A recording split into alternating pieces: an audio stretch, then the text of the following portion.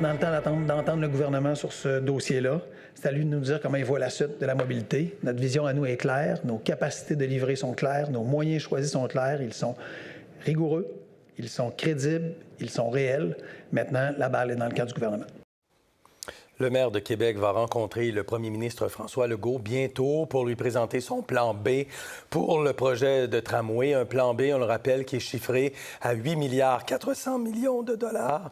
Mais saura-t-il convaincre le gouvernement d'avancer les fonds parce que les sondages ne sont vraiment pas de son côté?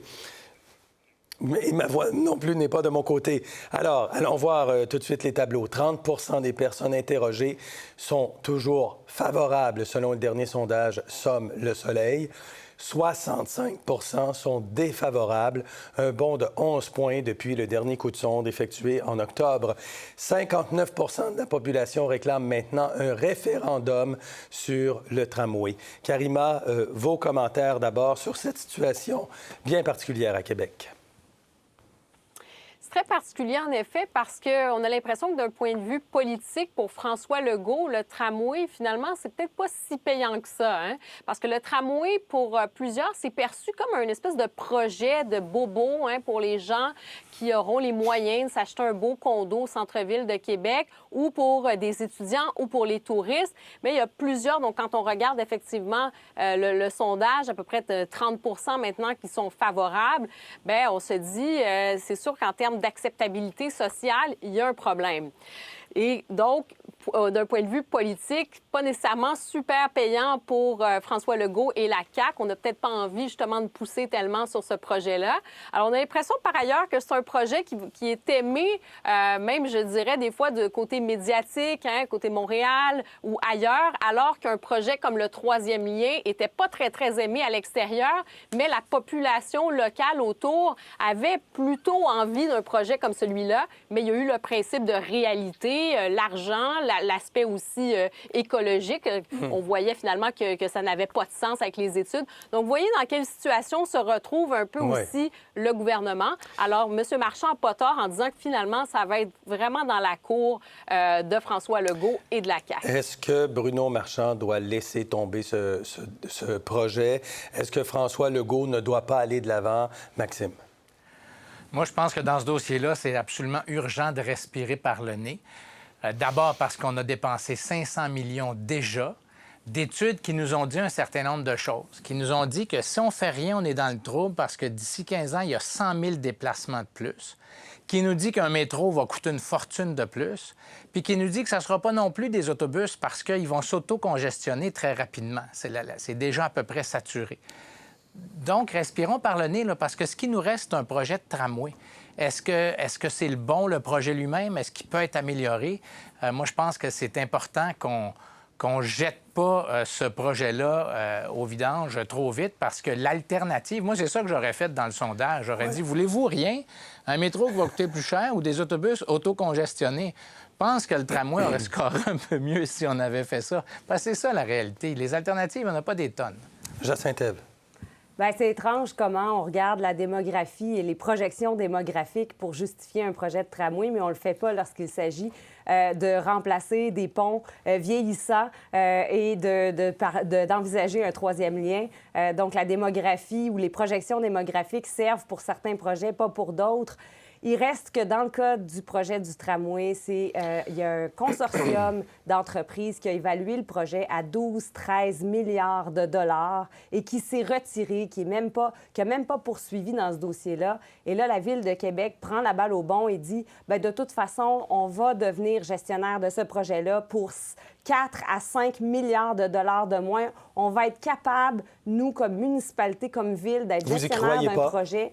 Bien, comment on va sauver 4 à 5 milliards? Il y a des experts, il y a des entreprises spécialisées dans ce domaine-là qui se sont retirées et qui avaient évalué à 12-13 milliards. Donc, quand on fait miroiter que le projet coûtera 8,4 milliards, bien, premièrement, c'est une évaluation qu'on fait en 2023. Et deuxièmement, on se base sur quoi pour dire qu'on peut dans une ville, économiser 4 à 5 milliards de dollars pour un projet que, je rappelle, qui couvre 19 kilomètres linéaires. Ça ne règle pas tous les problèmes de Québec, ça, là. Je vais poser la question à Maxime. Comment une ville peut réaliser un projet qui coûterait moins cher que le consortium qui était à 12 ou 13 milliards?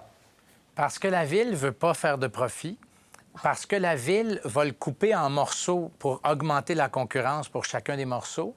Puis le gros élément, c'est parce que la ville, elle se fait pas réserve après réserve après réserve pour tenir compte de l'immense facteur de risque d'un projet comme ça. Un projet comme ça qui vient des fois que les politiciens qui changent d'idée, des fois le contexte change d'idée, des fois il y a de l'inflation, des fois les travailleurs coûtent plus cher. Fait que moi, je pense que il y a un risque qui est très grand à ce qu'une ville gère un projet comme ça. Mais ça ne veut pas dire une mise en œuvre où on le fait tout nous-mêmes. Il y a des gens dans le monde qui savent faire ça. On peut les embaucher. On peut. C'est pas tout ou rien. C'est pas le consortium ou les fonctionnaires municipaux qui n'ont jamais fait ça. Entre les deux, il y a des choses. Et je reviens à ma question. Est-ce qu'il y a une alternative? S'il n'y a pas de consortium, est-ce que ça veut dire qu'on ne fait rien? Ça va nous coûter une beurrée de congestion puis de Québec dysfonctionnel. Et Karima, ensuite, on fait quoi? S'il y avait des provisions pour risques, c'est parce que les risques sont réels. Il faut les prévisionner, nous aussi, en tant qu'administration publique. Alors, on ne peut pas dire, bien, finalement, les provisions pour risques ou les risques ne sont pas réels. L'autre chose, si on pense qu'un consortium a 4 à 5 milliards de profits à se faire, comment ça que ça ne cogne pas à la porte plus que ça pour réaliser ce projet-là? Donc, en ce moment, on n'a même pas de maître d'œuvre dans ce projet-là. Donc, on fait quoi? Le gouvernement de la CAQ, en 2021, avait annoncé le réseau express de la capitale qui visait à regarder l'ensemble des problématiques de transport pour la grande région de Québec et Lévis parce qu'il faut tenir compte des deux rives et regarder vraiment à régler les problématiques de transport plus larges que simplement sur un axe dans 19 kilomètres linéaires. Bien, moi, je pense que si on fait toujours la liste d'épiceries, des choses qui vont être difficiles, puis ça ne marche pas, on ne fera jamais rien. À un moment donné aussi, il faut se dire que la région de Québec a quand même besoin d'un projet de transport structurant. On veut aller vers le transport en commun. Essayons de voir, est-ce qu'il faut améliorer le tracé pour que plus de gens bénéficient. Le tramway, quand même, pour en avoir testé un peu, il y en a ici en région parisienne. Je suis allée aussi, j'en ai testé dans la ville de Genève, en Suisse. Et c'est quand même quelque chose qui assure une certaine vitalité. Ça contribue aussi à la vitalité d'une région. Et ça, en ce moment, on ne le met pas dans le calcul. On est plus dans la démonisation, de dire « Ah, il n'y a pas ça, pas ça ». Moi, je pense qu'à un moment donné, il faut quand même qu'on essaie d'aller de l'avant avec des projets qui sont un peu plus, justement, vers la transition écologique, énergétique, des transports en commun. Puis il ne faut pas s'arrêter non plus avec la liste d'épicerie des choses qui vont mal. En terminant, si la Coalition Avenir Québec est si obsédée avec la capitale nationale, c'est peut-être le sondage qui a été diffusé cette semaine, sondage de Segma à la demande du Parti québécois, je tiens quand même à le dire, qui montre clairement que dans la ville de Québec, le Parti québécois est à 36 % des intentions de vote, la CAQ à 23, le Parti conservateur à 19, Québec solidaire à 17. Il y a un impact, là, Maxime, vous pensez, de cette situation? C'est clair. Moi, je pense qu'il y a deux sondages qui ont un impact, puis il y a une solution pour les deux. Le sondage, celui-là a un impact sur la CAQ.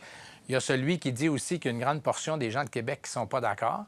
Puis la solution, c'est peut-être ce que le maire de Québec a proposé en disant, moi, je m'engage à arriver avec un plan global dans les prochaines semaines qui va être capable de répondre peut-être aux gens des banlieues en disant, écoutez, le tramway vous concerne moins, mais voici tels éléments de construction qui vont vous concerner dans le temps. S'il y a un plan comme ça, c'est peut-être une voie de passage pour qu'à la fois le gouvernement, les gens de Québec et la mairie puissent se retrouver derrière un projet commun. Dernier mot, Jacinthe-Ève.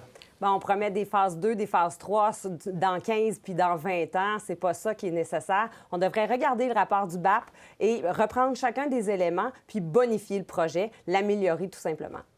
OK. Bon, bien, on va en reparler dans ce cas-là, si vous voulez bien, Jacinthe-Ève. Maxime, Karima, merci. Merci. Merci. Merci. Pour voir nos émissions en entier, rendez-vous sur la chaîne ICI RDI.